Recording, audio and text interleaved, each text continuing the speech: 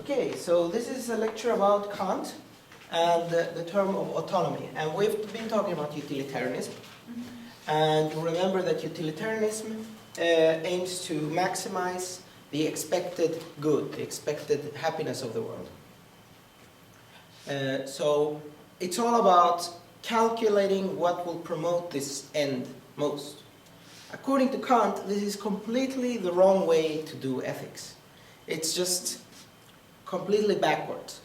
Because ethics is not about calculating something, and it's not about following what you want or making yourself happy. It's about being free. So the central aspect of Kant's philosophy is freedom. But it's not really the libertarian freedom that we talked about before. You remember that libertarians, they say that freedom implies self-ownership. And also being free from the state, no obstacles. That's why libertarians said that the state should not interfere with our lives and shouldn't meddle in what we do in our privacy, and that freedom is to be understood that every person owns their body and owns the fruits of their labor. Well, Kant has a more demanding and perhaps a more sophisticated notion of freedom. For Kant, you are not free if you choose whatever you want, because you are not free to choose what you are wanting. So let me give you an example. You can choose between Coke and Sprite and juice. A libertarian would say that you are free when you can have whatever you want. But Kant says, no, you are not free here, because you are governed not by your own reason, but by your desires. By your desires, by your emotions, you are like an animal, governed by your animal desires. So freedom is freedom to govern oneself. And this is also called autonomy. And autonomy means literally self-legislator. Nomos means rule or law, and auto means self. So the idea here is not to live by the laws imposed on you by your animal nature, but rather to live by the laws that you impose on yourself by your own reason. So that's true freedom. To live by the laws of reason, rather than the laws of nature, or of animal nature, than animal instincts.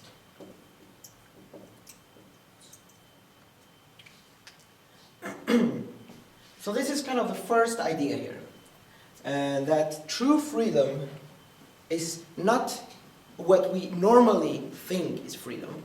It's something much more deeper. And it's also something that we attain only at limited moments in our life. Most of us are controlled by our animal instincts most of the time, right? We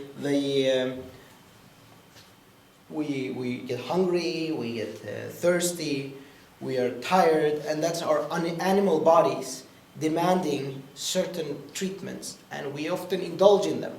So when I eat because I'm hungry, and I'm not really being free when I'm eating. I am free when I'm following a law that my reason, that I've understood through my reason.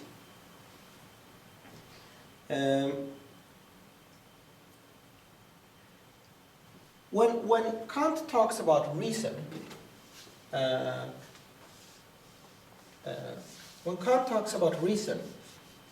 he means another kind of reason than we normally think when we talk about reason, or what at least utilitarians mean when they talk about reason. So when utilitarians say that we should use reason to calculate how to maximize the expected benefit, they're saying that we should use our intelligence. We should use our ability to weigh the sums and draw conclusions from psychology and from mathematics and statistics. Okay, Kant says that's fine, but true reason is something much deeper than this also. True reason is not about just knowing how to achieve what's good. It can also direct us to know what is good in itself. Okay, so let me spell that out for you. So reason is not merely instrumental. So you could think that, as utilitarians say, reason is a good tool to become happy. Because if you have a big brain, you know a lot of things about psychology and economics and stuff, you can plan your life in a very prudent way and this will make you happy. Kant says, that's fine, but that's not the kind of reason I'm talking about. I'm talking about pure reason.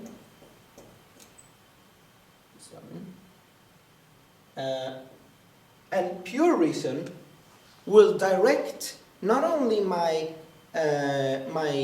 actions, but also my notions about what's good. So through pure reason, we can understand what matters in nature, what matters in life, the purpose, the essential goodness of things. So by applying pure reason, we can uncover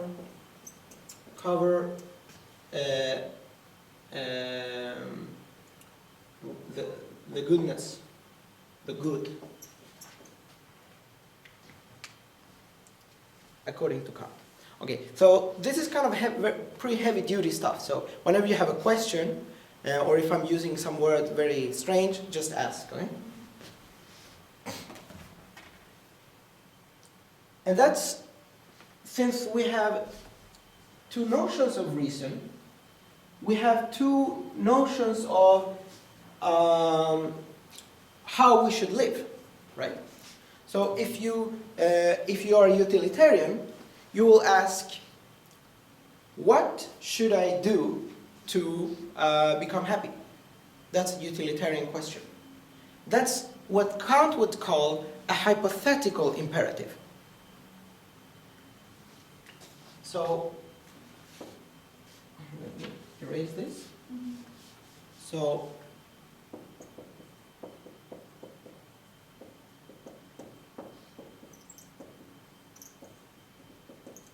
a hypothetical imperative is that given this fact about what's good or bad, given that happiness is what we want, what should I do to attain happiness? Okay, so our instrumental reason will give us hypothetical imperatives. So you can ask, if I want to be in Uppsala by 1 o'clock, which bus should I take? And then I say, if you want to be in Uppsala at that and that time, you should take this and this bus. So that's a hypothetical imperative to you. I give you that if you want to attain this, you should do this. Okay. But this is not the true good uncovered by pure reason. The true good uncovered by pure reason is the categorical imperative. And categorical here means unconditional. An imperative or a rule for action, an imperative it's like an order, so to speak. So a categorical rule or order of how to live, it's an order that is under any circumstance a good one. So let's imagine that you in fact you don't want to go to Uppsala, you want to go to Norrköping. So if I tell you you should take this and this bus, and in fact you want to go to Norrköping, that will be a worthless advice, right? It's like, okay, I don't care. I'm going to Norrköping. You don't need to tell me about the bus to Uppsala. Because it's a hypothetical imperative. A categorical imperative is always valid. And that's what we can, with pure reason, uncover. So, by applying our pure reason, we can understand which kind of moral laws are categorical. And only when we apply pure reason can we be autonomous. And only when we're autonomous are we truly free. So it's like a very sophisticated line of argument here. So what is the categorical imperative then? Well, there are two main rules here that Kant lists, and I'm not going to kind of make them in his own words, because since he's a German, he likes to make very long sentences, and that's kind of difficult. But the first one is that you should always universalize. Universalize.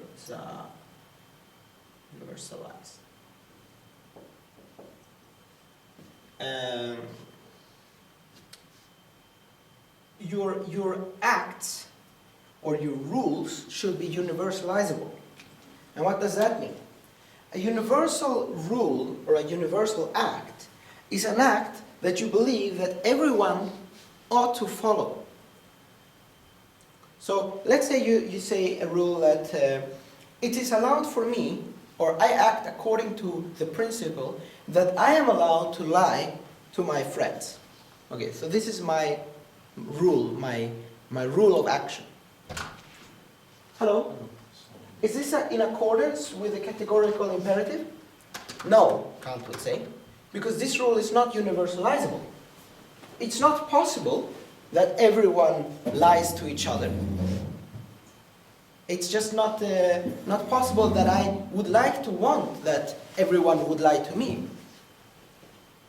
So the whole idea with the first rule is that whenever you form a principle or a maxim, as Kant calls them, then this principle should be applicable to everyone, including me.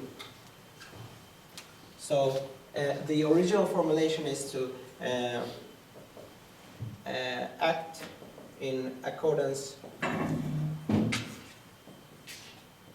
with a maxim that you will is universal. So this is the first form of the categorical imperative, or the first idea that is categorical.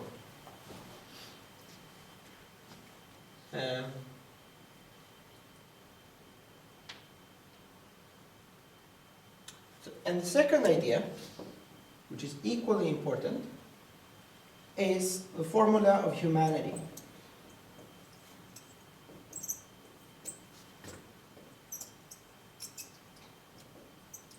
And I would say, in a sense, it's even more important. But that's just my opinion. But both of them are very important. And the formula of humanity says that you should never, ever treat a person as if that person was a mere means. You should always treat a person also as an end. I'm going to write that down.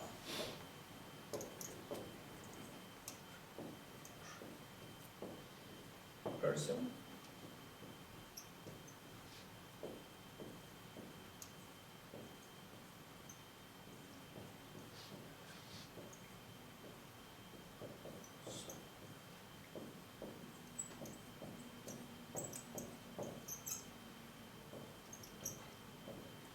By mere means, here Kant means as a tool. Okay, so remember, utilitarianism doesn't care about people. Utilitarianism cares about happiness and can use people as tools to achieve maximal happiness. if the circumstances are such as to permit them to do this. So for instance, it is not inherently wrong for some people to die in some circumstances if this will lead to the general happiness of mankind. But Kant says, no, this is not permitted. This is ruled out by the formula of humanity. We can never treat a person as a tool to achieve a higher end. So this is kind of a contradiction of this consequentialist idea, this consequentialist principle of utilitarianism. But note that it says as a mere means and not as a means. So this word mere is very important in this context.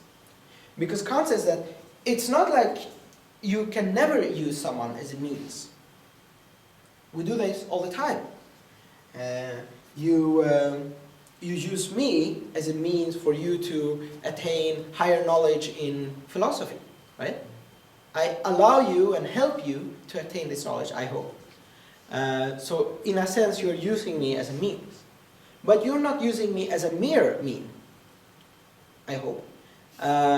Because you don't feel that you can extract this knowledge from me by whatever mean is attainable to you, right?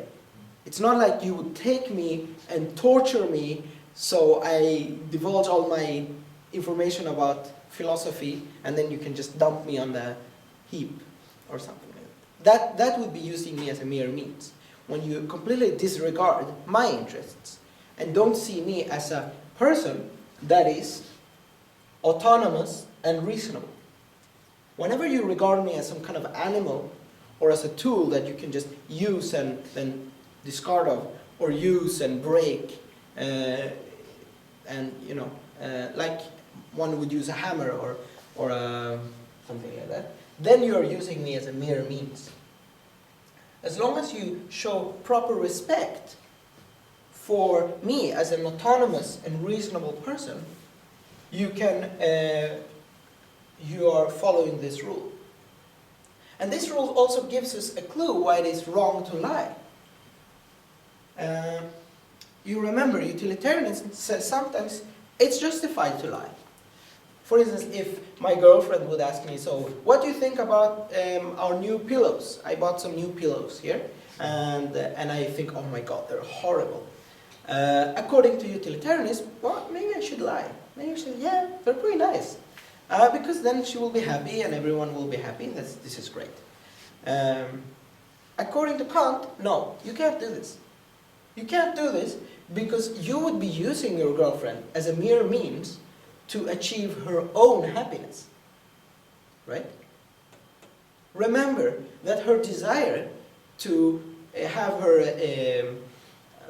get a positive feedback is not dictated by true reason, but just by some animal instinct. So satisfying this animal desire of having positive confirmation for one's pillows is just an animal desire. And if I lie to her, I'm not treating her as a reasonable and autonomous person. I'm treating her like a child or like an animal. So according to Kant, I'm not only insulting her, but I'm insulting reason and humanity. So every infraction, every misstep against this rule is a violation against humanity and against reason. And it's completely forbidden. It's categorically forbidden. And the same thing goes with this rule. Any violation of this rule is also categorically forbidden because you have violated the universal idea behind reason and humanity. The idea of pure reason is that it's because this is like a common objection against Kantianism. I'll bring it up just to show that it's kind of misguided. Is that, okay, so you say that we should act in accordance with a maxim that you can will is universal. So I like chocolate ice cream, so I think that everyone should eat chocolate ice cream. So I act in according to this principle. And I think this can be universalized. Or maybe if we take a more extreme example, imagine that I'm a psychopath and I think that everyone should be able to kill whoever they wish to kill and whoever they can kill. But I'm very powerful, so no one will be able to kill me. So this seems to be like a principle that can be universalized. Kant says, no, you're wrong. You're wrong because it's not whatever you want or think would be nice in your kind of own deranged point of view. Reason dictates that these two be accepted. And reason is not something that is different from person to person. Each one of us has the capacity to think with pure reason. But whenever we do so, we will come to the same conclusion. Any person who is reasonable enough will come to the conclusion that morality and the moral law must be universalizable and must follow the formula of humanity. So these are very bold claims, one could say.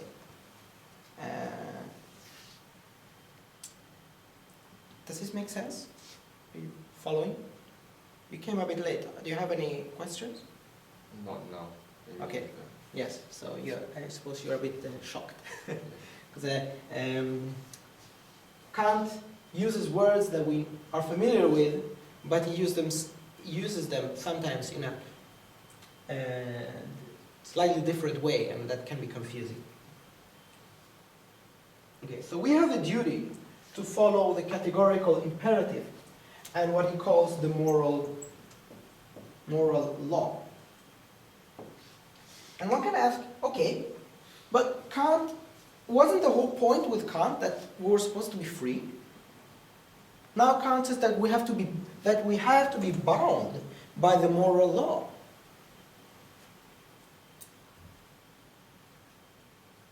This seems strange. Like normally we would say that freedom is to be above the law or outside of the law. That we can just, live how we want and, don't care about anything. And that's certainly what libertarians say. Libertarians say that keep your laws off my bedchamber. I don't want the law to intrude on my person. And that's why we want a minimal state, a non-paternalistic state, and a state that doesn't have any kind of moral ideas, right? But Kant seems to say completely the opposite and says that it's the same time the same thing. So how can this be possible? Well, it is possible according to Kant if we understand that the moral law is not only something that we are subject to, so we are subjects to the moral law, but we are also the legislators of the moral law. So a truly reasonable person understands the moral law and expresses the moral law in every time this person expresses a moral sentiment. Whenever you say to your friend, you shouldn't lie. You shouldn't lie to your mother, or you should respect others. You're not only telling someone what to do, you're also a legislator. You're also imposing and reaffirming the moral law by the force of your reason, according to Kant. So we are subjects, sure, but we're also legislators. And it's also the case that when we're not governed by the moral law, we're governed by the natural law, right? I mean, we are governed by the laws of physics, we're governed by the biological laws of our organism, and so on. The difference between the moral law and the natural law is that the natural law is completely outside of ourselves. It's completely, we are completely subject to it. We can never legislate the natural law, right? Unless we're gods, but we're not. We're just people. And as people, we are like objects that are governed by the laws of physics and by different natural laws. So whenever we're governed by a law that is not the moral law, we're not truly free. We're only subjects. The moral law gives us an opportunity to be both subjects and legislators. And that's why we can only be free when we are subjects to this particular law. Because there's no situation of any human when a human can live and operate outside of any law. We can't just step out the law-bound world of natural science. It's just not possible. But when we're acting morally, we're also acting under the moral law. And that's a crucial difference. And that's how he reconciles this idea that we are strictly bound by law with the idea of freedom and autonomy. You understand?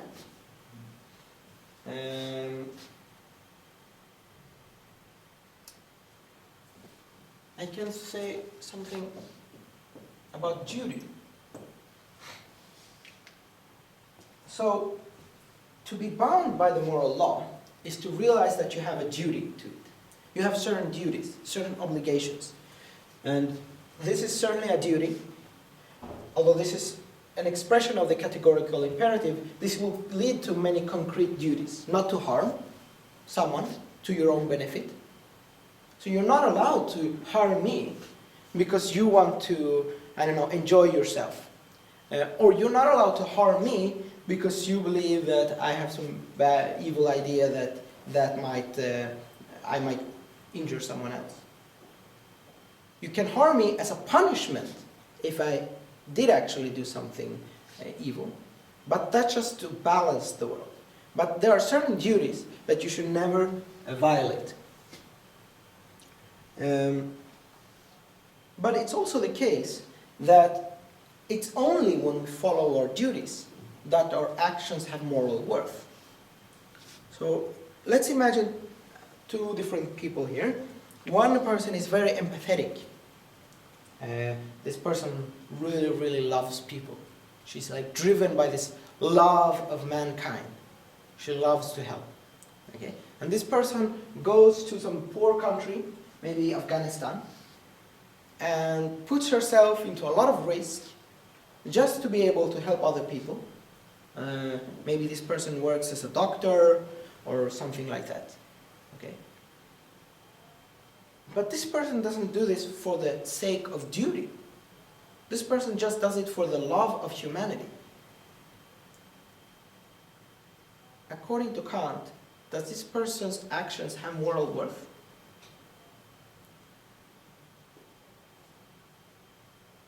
No. Why not?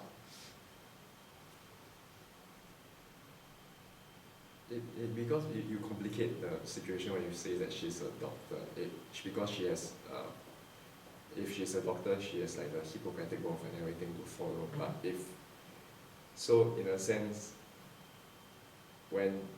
if you mention her, if you say that she was a doctor and she had to go to Afghanistan, but you say that the actions are not motivated by her duty as a doctor, but by her love of humanity, then in a sense, she's also following her duty. But if you talk about someone else who's like maybe, who doesn't have any reason to be there, but just goes there, then she's putting herself in a lot of danger, then I would say no moral worth. That's mine.